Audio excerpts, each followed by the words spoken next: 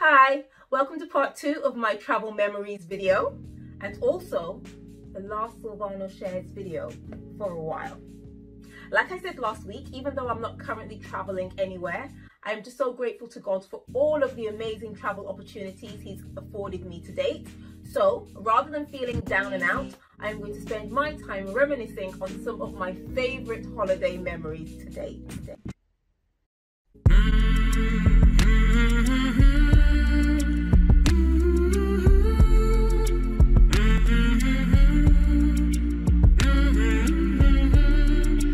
Last week I said I would share with you my best ever holiday memory to date.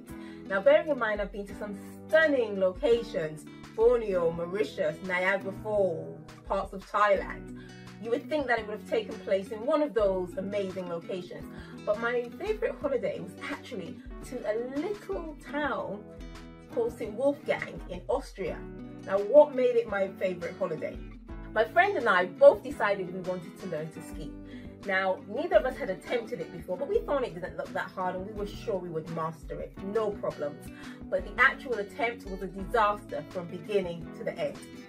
So the first part of the disaster was our ski suits. Now, we hadn't gone shopping together, but we both turned up on the slopes in identical suits. And not only were they identical, but they were actually the ugliest ski suits on the slopes. We had both been shopping with one intention: to find the cheapest ski suit possible, and at the time we hadn't given much thought to how we would actually look. The second part of the disaster wasn't actually our fault, to be fair. It hadn't snowed much that year, and so we were learning to ski on ice as opposed to snow. Coupled with that, our ski instructor's English wasn't the best, so there was some stuff being lost in translation. He kept resorting to make like a pizza, meaning to put our legs in the shape of a slice of pizza. So picture it, we're on the slopes, we're all gathered around our instructor in a small group, and she's explaining how we get our feet into this pizza shape. And suddenly I look up and I see my friend starting to reverse slowly down the hill. And so I try to get the instructor's attention to say, I think my friend's in a bit of difficulty, but she doesn't quite understand. She just thinks my friend is eager and keen. So she calls to her and says, come back. But my friend's trying to say, I can't come back. And she's slowly going backwards down this hill.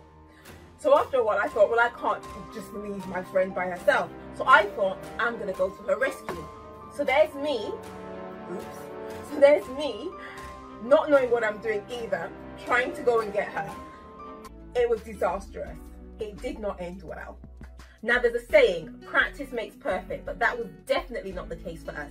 In fact, we were actually getting progressively worse as the days went by. No exaggeration. There was a green net that separated the beginners from the more experienced, and I remember one day I just suddenly went hurtling towards this green net at full speed, with all the various instructors shouting, stop, come back, and me replying, I can't stop.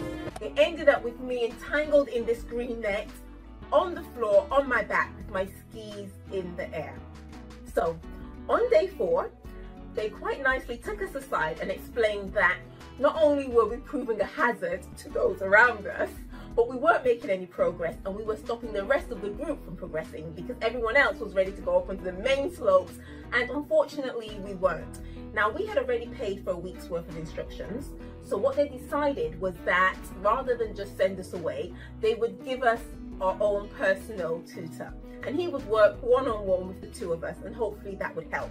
So they took us to the baby slopes with 3- and 4-year-olds who've got no fear whatsoever of breaking anything, and they're just coming down the slopes at full speed, looking at us thinking, what's wrong with these 2 adults? It was hilarious. I mean, honestly, I wish we had like a video camera or someone filming us, because it was just horrendous. So needless to say, by the end of day 4, we looked at each other and we thought, maybe God didn't intend for us to be skiers. That was by far the most fun I have ever had failing at anything.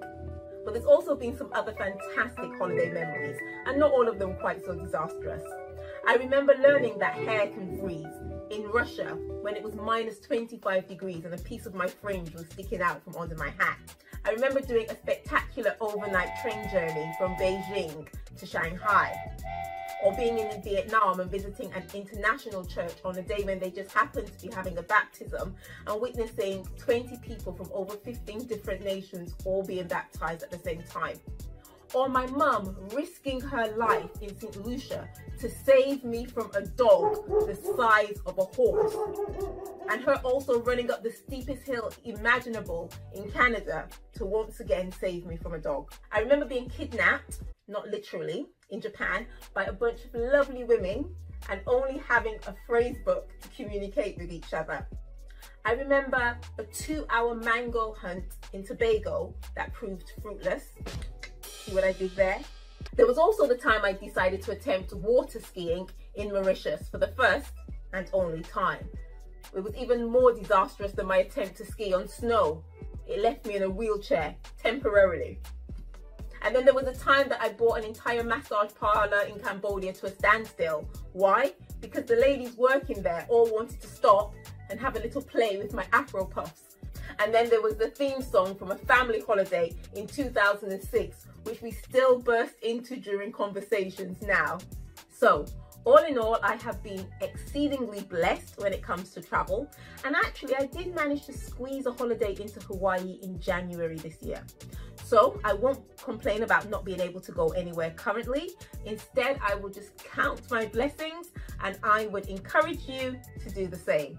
A huge thank you for watching, not just today's video, but all the other videos you've watched, for your comments, both publicly and privately. Thank you so much for engaging.